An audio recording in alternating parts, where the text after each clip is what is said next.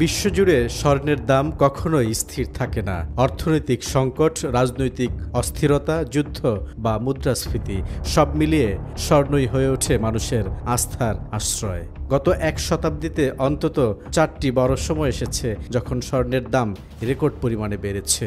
সোনার দামের ইতিহাস নিয়ে আজকের ভিডিওতে আমরা বিস্তারিত তুলে ধরার চেষ্টা করব। প্রথম পর্ব 1930-এর মহামন্দা। 1929 সালে যুক্তরাষ্ট্রে শেয়ার বাজার ধসের পর শুরু হয়েছিল ইতিহাসের সবচেয়ে ভয়াবহ অর্থনৈতিক মন্দা।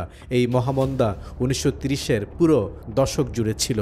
তখন সোনার দাম সরকারই নির্ধারণ করে দিত, কারণ বিশ্ব তখনও গোল্ড স্ট্যান্ডার্ড ব্যবস্থার মধ্যে ছিল। এর অর্থ হচ্ছে প্রতিটি ডলারের বিপরীতে নির্দিষ্ট পরিমাণ সোনা রাখা সরকারের জন্য বাধ্যতামূলক ছিল।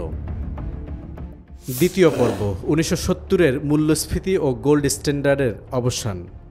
দ্বিতীয় বড় উত্থান আসে 1970-এর দশকে। 1971 সালে প্রেসিডেন্ট রিচার্ড নিক্সন বিশ্ব অর্থনীতিকে চিরতরে পাল্টে দেন। তিনি ডলারকে সোনার সঙ্গে যুক্ত রাখা বন্ধ করেন।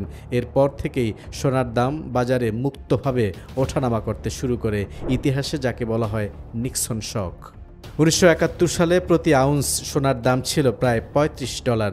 এরপর মাত্র এক দশকের মধ্যে 1980 সালে দাম বেড়ে পৌঁছে যায় $850, অর্থাৎ প্রায় 2400% বৃদ্ধি।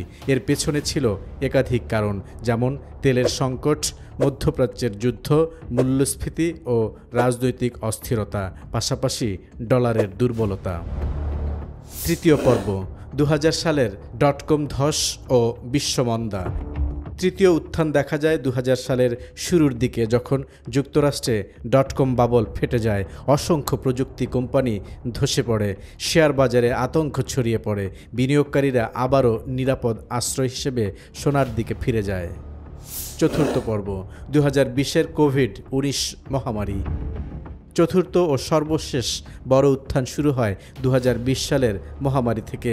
কোভিড থেকে অর্থনীতিকে রক্ষা করতে যুক্তরাষ্ট্র, ইউরোপ, জাপান সহ প্রায় সব দেশ বিপুল পরিমাণ অর্থ ছাপা শুরু করে। এতে কাগুজে মুদ্রার মান কমে যায় আর সোনা হয়ে ওঠে মানুষের সবচেয়ে নির্ভরযোগ্য সম্পদ। এবার জানবো যেসব কারণে বাড়ছে সোনার দাম। অবিশ্বাস্য শোনালেও এটা সত্যি যে গত এক বছরের মধ্যে সোনার দাম বেড়েছে প্রায় 57%। ফলে এটা পরিষ্কার যে সোনার দামের মধ্যে কিছু একটা অস্বাভাবিক ঘটনা ঘটছে। সেই ঘটনাগুলো আসলে কি? 1. ভূরাজনীতি ও যুদ্ধ। 2. যুক্তরাষ্ট্রের রাজনৈতিক ঝুঁকি। 3. কেন্দ্রীয় ব্যাংকগুলোর রেকর্ড সোনা ক্রয়।